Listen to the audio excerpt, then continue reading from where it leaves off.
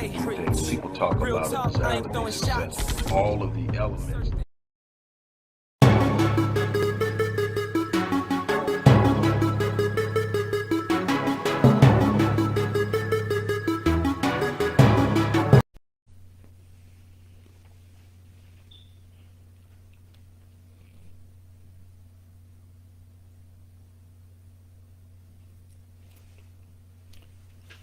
Hello, everybody. Dr. Rick Wallace here, dropping in on you. I hope that you guys had a great weekend. I hope last week was successful and was full of benchmark benchmarks being reached and goals being achieved and all of that good stuff. If it wasn't, press the reset button. This is a new day. This is a new week. This is a new opportunity. Don't get bogged down in what goes wrong. The best person fails forward. What does that mean? That means that there's no such thing as failure is not an option. You're going to fail at something. You're not going to hit goals. That's going to be something that happens in your life. The thing is, are you applying yourself at a level and an intensity and a consistency that even when you fail forward? See, if you fail forward, you might not hit the goal, whatever the goal is. Let's use numbers. Let's say your goal is $5,000 for the next week or whatever. And that week, this week, you don't only hit 3,500. Well, you went from zero to 3,500. You failed forward. You got 3,500. You didn't get the five, but you got the 3,500. One of the problems we have is we don't see that progress in our failures. And so we only celebrate those few moments in which we actually see something that we really, really set out to get happen. The thing is, most of the things we achieve in life, we achieve through incremental progression. In other words, there's not this quantum leap that jumps you from one place to another on a consistent basis. It happens in life when you really truly build momentum, when you really truly mentally focus, when you're really truly operating through the power of manifestation through vision. All of these things can happen, but the truth of the matter is when you are looking at it on the surface, it's hard work, it's perseverance, it's consistency, it's moving towards something. Even when it doesn't feel like it's happening, you don't relent, you don't give up, you don't fold, you simply walk into it because you know it's for you. Okay, so I just want to encourage you on that. I'm gonna get to that in more in depth in a moment, but I want to remind you that if you check the description box, you're going to see that we're still doing the 30-day challenge. If you are frustrated with where you're at in pursuing your goals, you're frustrated in the stagnancy that you're experiencing, you're frustrated in the fact that you know there's some things you could be doing better and you don't know where to start. You need to get a jump start to this change you want to experience in your life. The 30-day challenge is it. It's something I created for the purpose of allowing people who may not on a regular basis be able to work with me primarily because of financial reasons. This is an opportunity to do so. Anybody who is really truly serious about change can do this. So definitely go to the description box, click that link, learn more about the 30-day challenge, go to the site, enroll in it, and let's get you started. Also, check out some of the other resources there, some of the new books. We're already to book number 22. And that in and of itself is a testimony to the power of visualization. How you see yourself has so much power. Now, I want to talk to you real briefly about three primary benefits of visualization. First and foremost, let me talk to you about visualization. When the average person, when they hear the term visualization, they start thinking somebody's head's in the clouds. One thing that we tend to do and we need to stop doing is that when our children reach the age of about 5, 6 years old, it's time to go to kindergarten and first grade. We start squeezing their imagination. We start telling them to get their heads out of the clouds. We start telling them that's not realistic. We start developing our own idea of what they are capable of, what they will become based on our limitations, what we've accepted in our minds about our lives, what we have allowed the world to impress upon us, and the expectations that we have on our lives. We refuse to unleash them with unbridled ideas and expectations for themselves because we, in our mind, think we are protecting them from disappointment and frustration. The truth of the matter is, you're going to be disappointed in life no matter how covered and coddled you've been. You're going to experience a certain level of frustration no matter how coddled you've been. The thing is, that imagination is what will allow them to see beyond the current. If you don't have the ability to see something that does not already exist, you are doomed to live in what does. And if you are living in an environment or a reality that is not what you desire for yourself, and deep down you know it's not what you were meant to be and meant to do, you're going to have to be able to see something outside of what you already experienced. The problem is the vast majority of people in this world are living off of memories of the past and the limitations associated with them. They are living on coming out of poverty. They're living on broken relationships. They're living on substance abuse. They're living on the memories of what they've experienced, and they've never ever taken time to examine the possibilities of what lies ahead. You don't have to repeat the past. It's good to understand the past. It's good to know about the past. It's good to sit and say, okay, I want to keep this, but this isn't something I never want to do again. There are some things you want to repeat. There are some things you don't. It's good to take away, but you've got to have an imagination. You've got to set in your mind this thing that you see. The Bible tells you over and over again, for those of you who are really subject to scripture, uh, and those who aren't, I'm going to talk to you too, but those who are subject to scripture, you're told that the weapons of your warfare aren't carnal. You're told that they are mighty in God for the pulling down of strongholds. It said it's casting down arguments and every high thing that exalts itself against the knowledge of God, bringing what every thought into captivity to the obedience of Christ. What is it saying? It's saying that your thoughts have power. And well, if your thoughts have power, your thoughts are the seeds to your destiny. Uh, I've said that on many occasions. Your thoughts are literally the seeds to your destiny. What are you thinking? How are you thinking?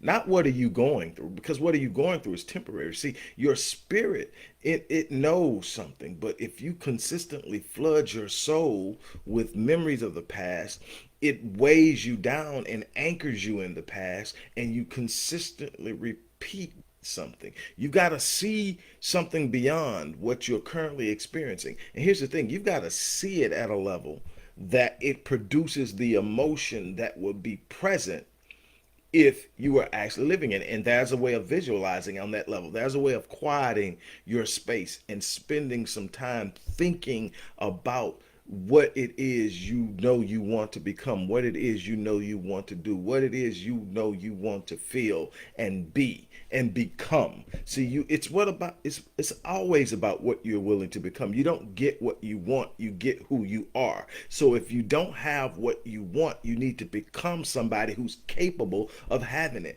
If you're never going to have, let's talk about money. You're never going to have $1 million unless you win the lotto. And then if you don't still have the mindset of a millionaire, you'll lose it. That's why so many people who win the lottery end up broke again. Why? Because they had the money, but they didn't have the mindset. The mindset without the money will still find the money. It's that simple.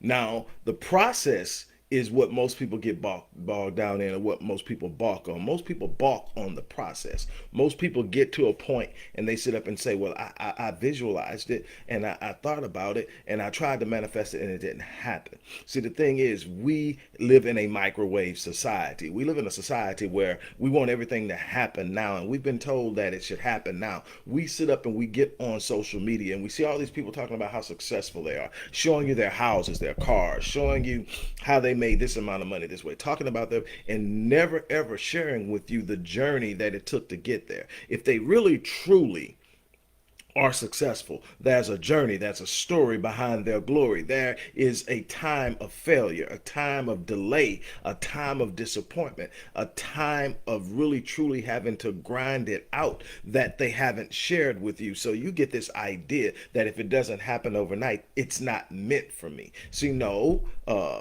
good thing will be withheld. No good thing shall be impossible. There's nothing that is impossible with God. That's what we're taught, right? Well, then why is it that so many of us never ever see anything beyond the hurt, the pain, the frustration, the difficulty? It's because we haven't learned to use our minds in which the way God told us. We're told in Habakkuk to write the vision, make it plain. We're told to guard our minds and our hearts. Why? Because out of the abundance of the heart. We've got to learn what's going on, and the heart is the subconscious. The heart is the part of your life that runs about 96% of what you do, what you become, what you live. Everything is governed by the subconscious. So what are we programming the subconscious with? The failures of the past, the expectations of the past, the limitations of the past? Or are we talking about something different? Let's talk about visualization and why it's important. And I'm going to give you three benefits.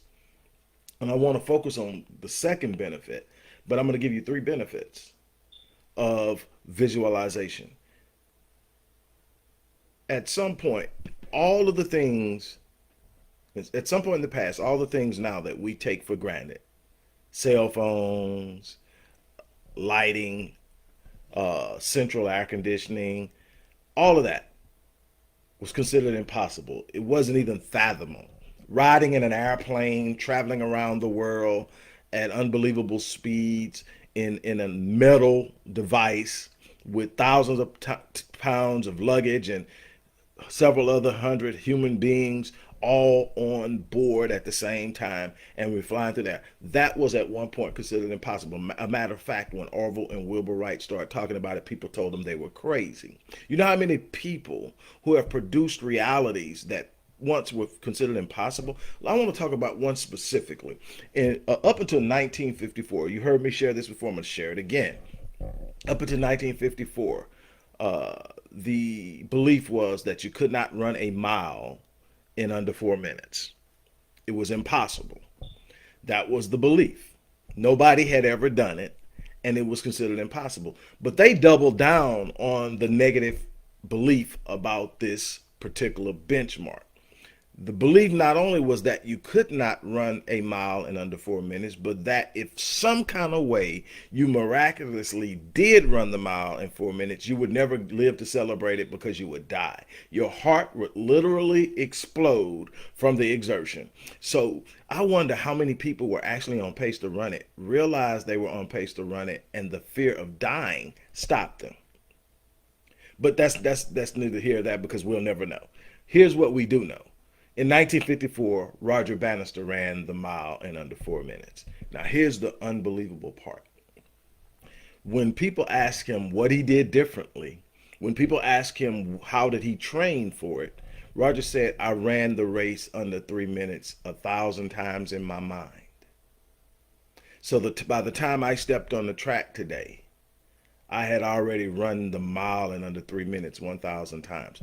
Whether Roger totally understood the power of visualization or not, he had practiced it. He had allowed his imagination to create a reality of something that had not yet been done, but he believed it could. And that's the thing. He believed it could. He imagined that he had done it. And here's the beautiful part about it. The mind does not have the capacity to distinguish between what is being imagined and what is really happening. Now, here's a question to you before I move forward. How many of you are imagining the wrong things?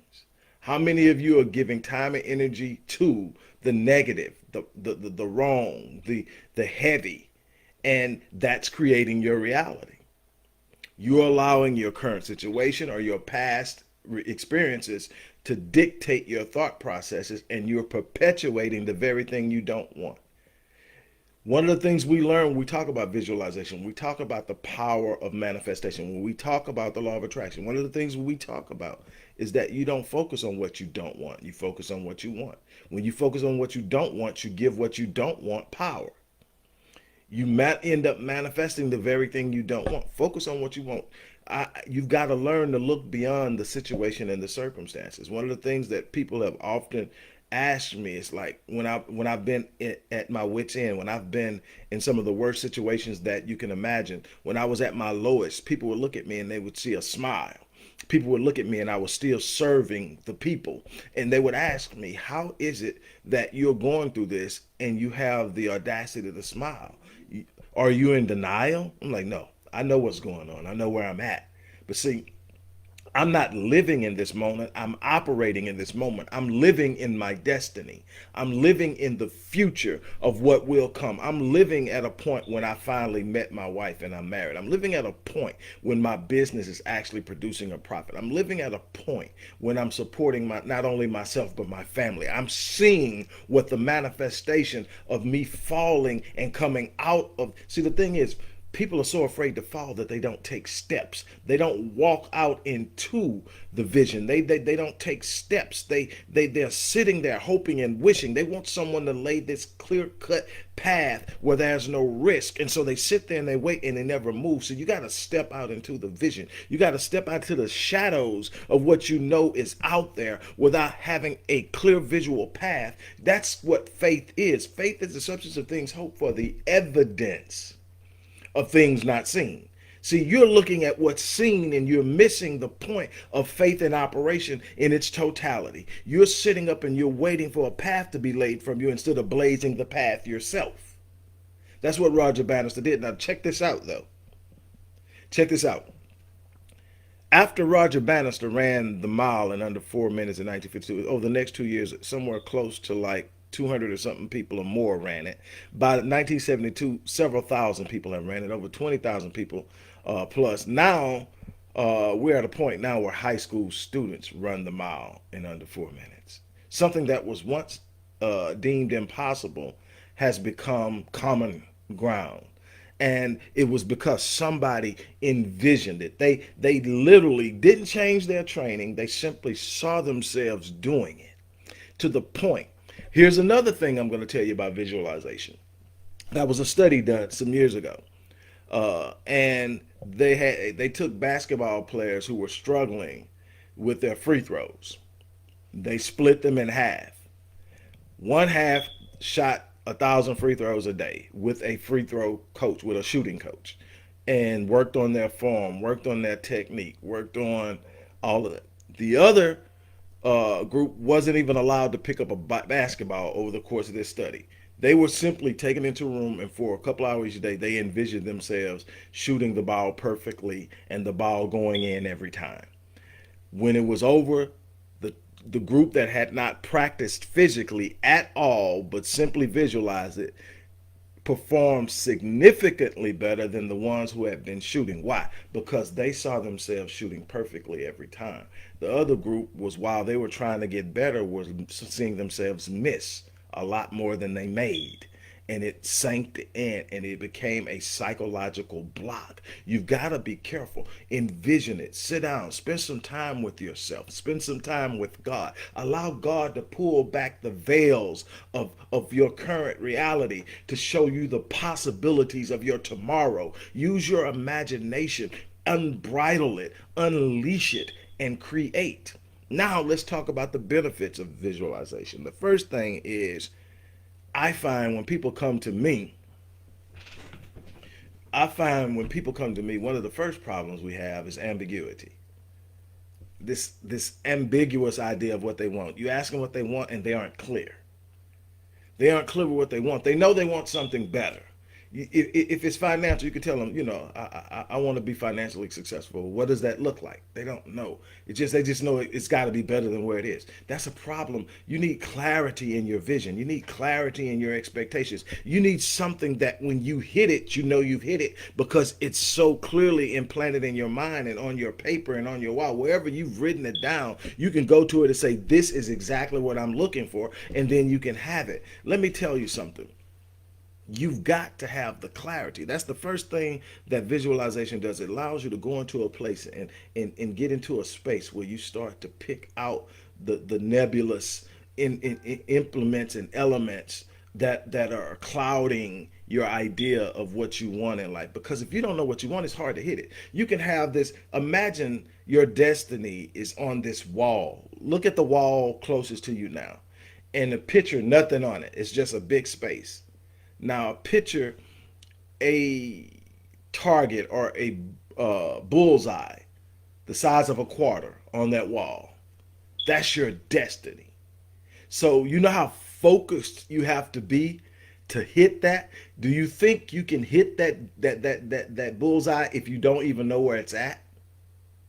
You can't even see it because there's so much else on the wall. You can't even see where the bullseye is. Do you think, what are your chances of actually hitting it?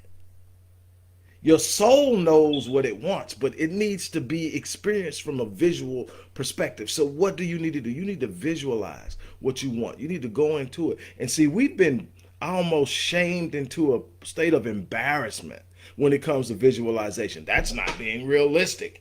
That's not, man, all this stuff going on in my life. I ain't got time to be daydreaming. Well, that daydreaming is what separates, you know, Daniel daydreamed. David daydreamed. You talk about all these past heroes. They saw something beyond what they were living in, and then they walked into it. Abraham saw himself being a father of many nations. Had to walk into it. When nothing there said it was real, he had to walk into it.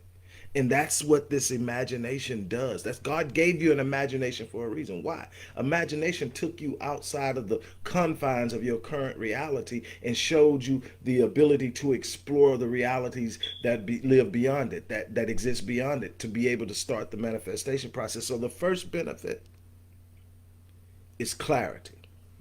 Oh, now benefit number two is the ability to clarify the energy you've surrounded your vision and your goal or your expectation with. That's where a lot of people lose, right there, in the energy they surrounded around this vision. There are a lot of people who have visions of a better life. There are a lot of people who have visions of great relationships, visions of unbelievable success in what they do. Here's the problem. They've surrounded it with negative energy. Sometimes, and most of the time, a lot of that energy comes from themselves. They've got this idea of what they want, but all they can see is what they're going through. All they can see is where they're buried at now, and they don't see the power of walking out of that situation. And so they sit up and they look at it and go, but man, that's probably not true. You see people talk, I get them all the time. People come to, Doc, I want to do this. So what does that look like for you? Well, I don't really want to, they start to tame it. They tame the vision before they ever start to pursue it.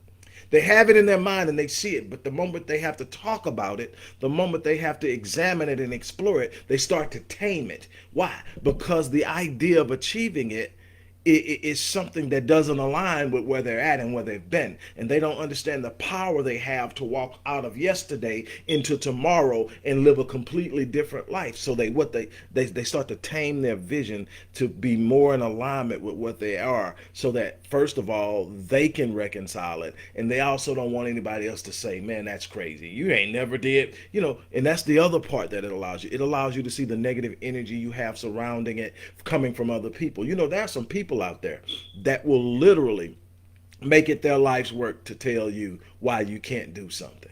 There are some people out there who have made careers out of finding everything wrong with other people's visions.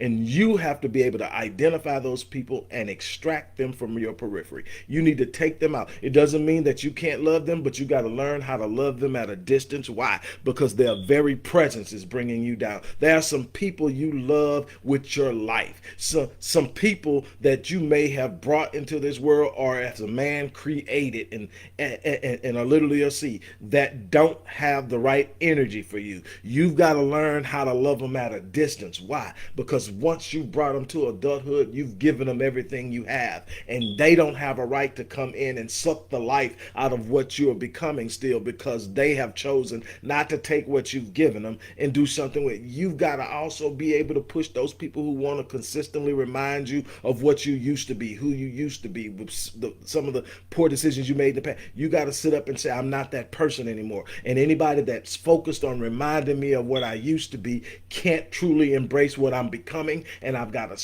separate myself from that, and I've got to walk into who I truly am. See, that's what life is. Life is a continuum of personal evolution. You're not supposed to be who you used to be, and you don't have to hang on to it. So many of us are hanging on to what we used to be with such vigor that we can never even embrace what we are capable of becoming. That's what visualization does. It allows you to sit up and see that energy. It allows you to grab hold of the things that are positive. You know, Marion, my wife, posted a passage out of Philippians. Whatever things are noble, whatever things are pure, whatever things are praiseworthy, whatever things are of good report. And it's talking, meditate on these things. Whatever things are uplifting, whatever things are inspiring, meditate on these things. Meditate on the things that extract you from the deepest and the darkest parts of your current situation. Meditate on this. It's study telling you this mind thing that you're engaged in, this thinking thing, this mind thing is where a great deal of change in your life will take place. A great deal of performance is dealt around this. I tell people all the time, if you want to be good in business, it's 20% planning and strategy and 80% psychology. How you see yourself, what you expect of yourself, what you believe about yourself, and how you will engage the world will have a much more lasting and powerful impact than what you know. I have seen people with not with average business plans outperform people with some of the most unbelievably extravagant business plans solely because their mind was on right. I'm not saying that you don't need a good business plan. I'm saying it works so much better when you know who you are, when you are prepared to do the things that you know you're capable of doing. That's what I'm trying to get you to understand. So that's the second thing. You got to clarify what you want. That's one of the benefits. Then you got to clarify the energy you have surrounding your vision. Some of the times, like I said, and then I'm moving on to 3 and I'm done.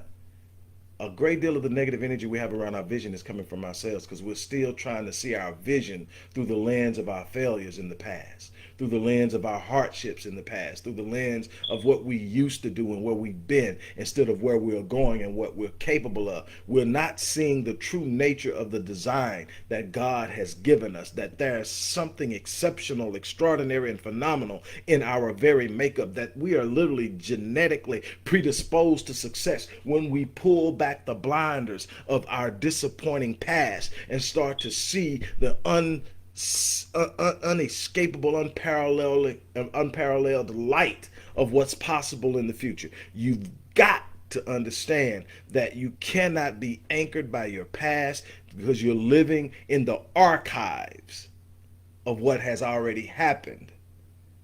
And you are totally missing the opportunity to create something completely different. You are, by the very nature in being in the image of God, a creator. You have the ability to call things that are not as though they were and literally bring them into reality. But not when you're focusing on what you used to be, what you used to do, how horrible this was and how horrible that was. Ain't nothing like a victim's mentality to anchor you in failure. Finally, it will allow you to set your path. Again, we talked about this a moment ago. Now you can see that target on the wall. It's the size of a quarter, but you see it and you know it's going to be some shifts as you travel towards it. It's not going to be a straight path. Whoever told you the journey to success was a straight path misled you. It's winding, it's turning, it's getting. But when you have a fixation, when you have a mental compass of where you're going, you will get knocked off. It's going to happen. You cannot circumvent the vicissitudes and challenges and disappointments of life. They are coming. It's not in the circumvention of those challenges. It's in the ability to refocus yourself, to restabilize yourself, to recenter yourself.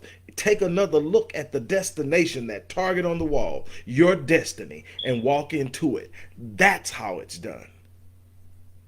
Stop settling. Stop letting people talk you out of this greater version of yourself. Stop allowing people to remind you of what you used to be. Stop allowing people to point you in directions they think you need to go into because that's where their limitations have them anchored. I'm challenging you to stand up and walk into your destiny. Again, don't forget, if you haven't signed up for the 30-day challenge, this is the time. Let's start preparing right now to end this year on a strong note. 2020 has taken us on a ride, but I'm challenging you and telling you that we can still turn this into a very powerful and unending, a very powerful and productive and profitable year. On that note, I'm stepping out of here. You guys have an unbelievable day. God bless. Live your life on full.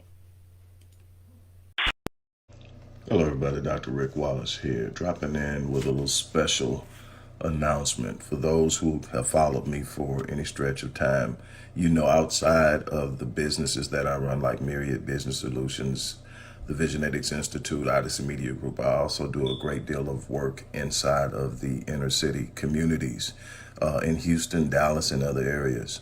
I'm asking now, as we push a fundraiser, that you support what the Odyssey Project is doing in the inner cities, especially with programs like Black Men Lead, which is a rite of passage initiative, and Restoring Ghetto's Forgotten Daughters, which is a program focused on helping young girls, but boys as well, suffering from childhood sexual abuse, rape, molestation, domestic abuse, absentee fatherhood, and so many other things. The information will be in the box. Thank you.